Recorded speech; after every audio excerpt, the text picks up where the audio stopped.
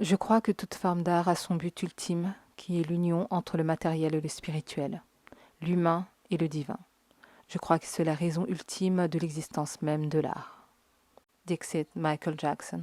Vous aurez donc compris que la réponse à la question du titre de cette vidéo, qu'est-ce qui fait l'union entre ce monde et le monde spirituel, l'union entre le matériel et le spirituel, bien évidemment, c'est l'art.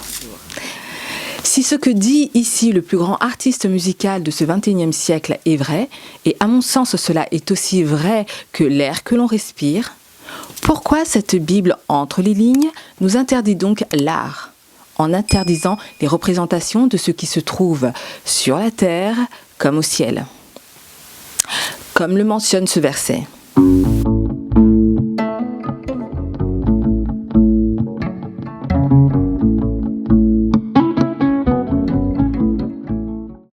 C'est parce que ces mêmes religieux qui ont usurpé la parole sainte de nos ancêtres pour les mettre dans des livres qu'ils ont appelés Bible et Coran, ont récupéré ces paroles pour les parsemer de mensonges ici et là, ces derniers connaissant le secret qui se cache dans la force d'un symbole ou d'une représentation artistique, connaissant parfaitement bien la puissance qu'elles peuvent émaner, raison pour laquelle d'ailleurs nos artefacts sont toujours détenus dans les musées occidentaux. Si de telles paroles ont été écrites, c'est parce qu'ils ne veulent pas que l'on soit connecté à nos êtres divins. Ce que eux appellent Dieu, nous qui sommes monothéistes, nous savons une autre appellation selon la lignée de notre ancestralité. Ce que eux appellent entité, ange, nous avons plusieurs intervenants divins que l'on appelle selon nos croyances respectives, Néteru, Orisha, Kisimbi, Djinn, etc. Et nous ne nous prosternons pas devant elles. On se demande par cet extrait pourquoi une telle interdiction d'une chose aussi banale.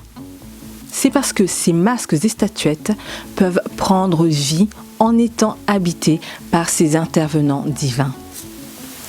Là, c'est une révélation que je fais aux novices comme moi, mais aussi à tout artiste ou personne qui se dit spirituel sans tenir compte de l'importance et aspect spirituel que peuvent avoir les représentations sous forme d'art, ou pas d'ailleurs.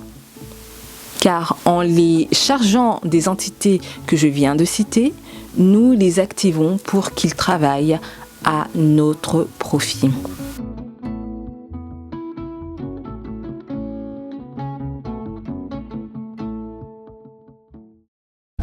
C'est sacré, donc c'est un vaudou, un fétiche qui puisse protéger le village contre les malfaiteurs. Quand on dit Zangbeton, c'est les protecteurs, les gardiens de la cité. Dans toute société, il y a des gens qui veulent toujours soit attenter à votre vie ou à ce que vous faites. Donc, il peut y avoir d'autres populations qui vont vouloir annihiler nos forces pour pouvoir nous dominer ou pour nous nuire. Lorsqu'on parle des Zangbeton, ça, d'abord, les Zangbeton, c'est la démonstration de leur pouvoir mystique, et puis c'est ça.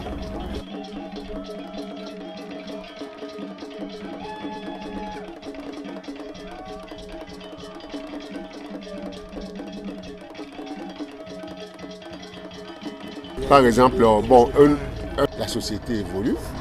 C'est sûr que le Zangbeton aussi va évoluer. La fois dernière, j'ai vu chez nos voisins, il y a eu un numéro où un Zangbeton a piloté une moto. Chez nous, le téléphone, on l'avait avant même l'apparition du téléphone mobile. Oui, parce qu'on a cette force avec des statuettes sacrées. Je prends une statuette et quelqu'un d'autre aussi prend une autre là-bas et on communique. De loin, nous parlons. Il y a de ces démonstrations-là que des fois c'est public.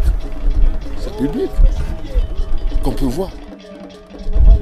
Et on peut, des fois, bon, le Zangbeton, des fois, on voit les Zangbeton, mais les Zangbeton sur une lagune. Et ça traverse toute la lagune pour arriver à l'autre bord. Et pendant ce temps-là, vous allez voir comment on communique avec. Vous allez voir des gens à l'autre bord, qui téléguident avec leurs statuettes. Et vous allez voir là, depuis l'autre rive déjà, là où le prêtre il veut que le Zangbeton accoste. L'homme africain, il croit toujours en quelque chose. Et de là, moi, je me dis que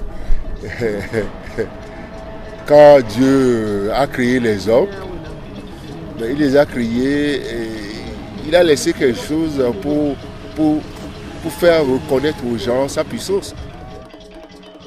Par ces deux extraits, j'ai personnellement eu la double confirmation et révélation par la citation de Michael Jackson et en lisant le verset biblique cité juste auparavant, que l'art est intrinsèquement lié à la spiritualité. Comme pour toute chose qui est vraie, les usurpateurs de la parole de nos ancêtres détournent de façon stratégique ce qui est important pour nous de savoir, de comprendre dans leurs livres appelés Bible, etc.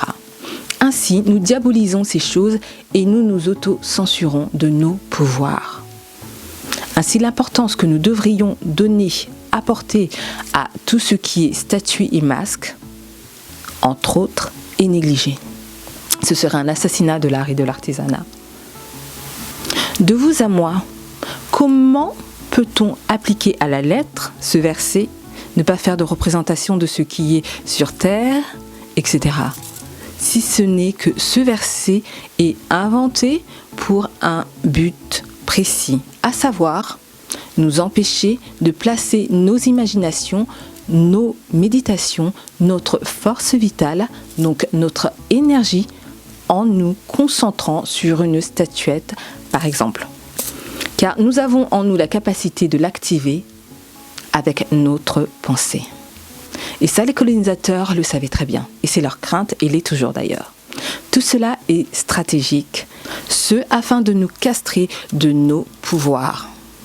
En revanche, eux nous donnent des statuettes mortes, Sainte Marie, Fatima, Jean, JC, Luc, Matthieu et consorts, même si elles sont habitées d'une énergie, d'une vie, certes, mais ce sont les égrégores de leur famille occidentale, qui ne sont pas là pour nous servir, mais bien au contraire, pour se nourrir de nos énergies. Comme vous le savez, tout est une question d'énergie. Alors que nous devrions donner nos énergies à nos propres statuettes et pour qu'elles travaillent pour nous. Donc ils nous imposent leurs statuettes de JC, Marie et consorts, statuettes qui garnissent leur musée et leur procurent de l'argent. Comment trouver cela normal ?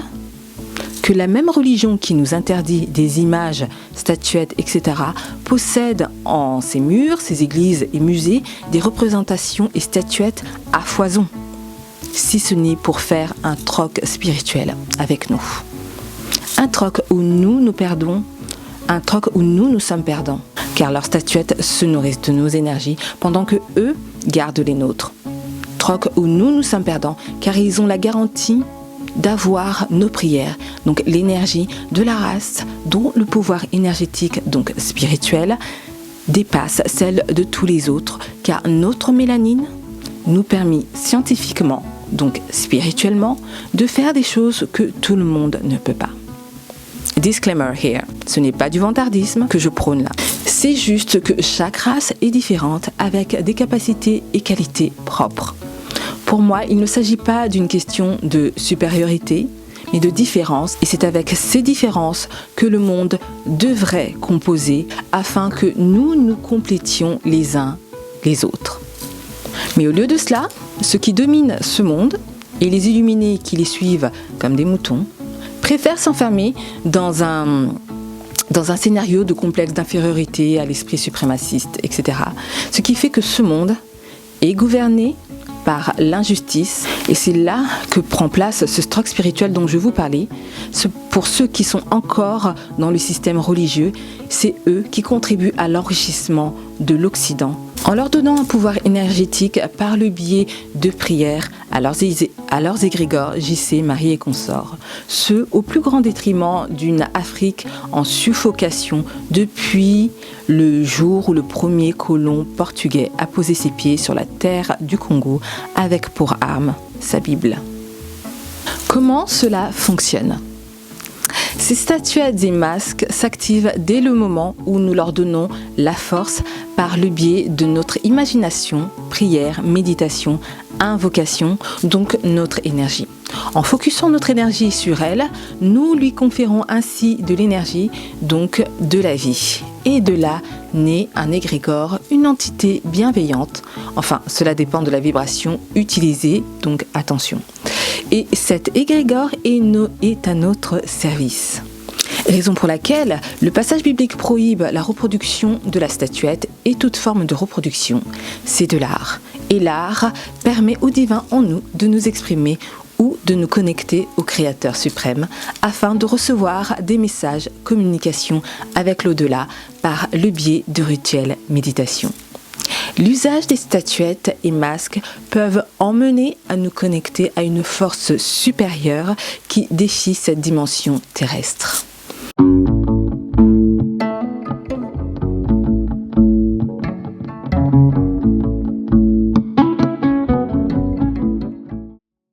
Ils nous encouragent à nous agenouiller devant leur JC, Marie, Joseph et consorts, pendant qu'ils diabolisent nos statuettes, car ils savent que comme leurs égrégores sont activés par l'énergie qu'on leur confère, par nos concentrations, on leur donne donc de la force.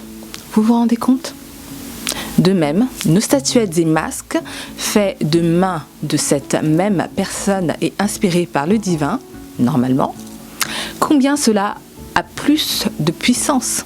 À plus forte raison, nos statuettes et masques seront plus puissants que toute autre reproduction, raison pour laquelle ils gardent captifs nos anciennes œuvres dans leur musée au lieu de nous les restituer. Et comme si cela n'était pas assez, certains d'entre eux se vantent même de les détenir tels des gains de guerre ou alors avancent des arguments tels que nous ne nous en serions pas servis après usage. Et alors, on en fait ce qu'on veut ? Ou alors ils disent associer la notion d'art à ces statues ne nous aurait jamais traversé l'esprit si eux ne l'avaient pas fait avant. J'hallucine. Et les murs de nos temples de Kemet étaient décorés de quoi ? Nos ancêtres kamites ont attendu que l'Occident vienne exposer leurs œuvres dans leur propre temple ? Ou ne l'avait-il pas déjà fait avant ? Comme si le peuple qui a mis en exposition ses sphinx et autres œuvres, bien avant tout le monde, a attendu l'homme occidental pour le faire. Ridicule. N'est-ce pas eux qui nous ont copiés dans cette manière de présenter l'art, là encore, plutôt ? Je pose ça là, food for thought, comprendra qui pourra. J'invite tout un chacun qui se dit spirituel dans l'ancestralité et recherche de sa culture à se familiariser avec ces masques et statues de nos artisans et de nos ancêtres par des visites aux musées, expositions et pourquoi pas s'en procurer par l'achat. Et pour les plus militants d'entre nous, pour vos causes du quotidien et pour la cause de Katiopaa, de l'Afrique. Une fois procurés, endossez ces masques et statuettes, donnez-leur la vie par le pouvoir de la parole et de la pensée, en concentration, méditation, invocation, afin que l'alchimie opère pour vos victoires personnelles et pour la libération de Katiopaa, pour la gloire du Tout-Puissant Créateur et nos cocos méritants. Je vais sérieusement commencer une collection. Oui. Je dis cela, mais en même temps, L'ère du Verseau dans laquelle nous sommes, qui favorise non plus la dépendance d'un objet pour se connecter, car cela était favorable dans l'ère du Poisson d'où l'on sort, mais l'ère du Verseau qui favorise la puissance de la pensée, l'élévation énergétique pour arriver à ses fins, reste le canal privilégié pour ce nouvel ère dans laquelle nous entrons. C'est peut-être pour cela qu'ils se décident à nous les rendre, nos statuettes. Difficilement, mais à nous les rendre quand même. Car ils savent qu'ils ne pourront plus travailler avec elles, ou du moins qu'on ne pourra plus s'en servir de la même manière. Désormais, dans un air plus favorable à la puissance de la pensée, méditation, manifestation, par le mental et l'esprit, et non plus dépendant de choses matérielles. Mais ça ne reste que mon humble avis. Néanmoins, ces œuvres restent un médium pour asseoir notre puissance et un souvenir en rappel à l'héritage de notre puissance et nos ancêtres méritants. On est ensemble. Merci de liker, vous abonner si ça n'est pas déjà fait. Merci pour la force donnée, nous sommes de plus en plus nombreux. Et merci de partager à une personne qui pourrait trouver de la valeur à cette vidéo. Je vous dis à la prochaine. Yenge yenge.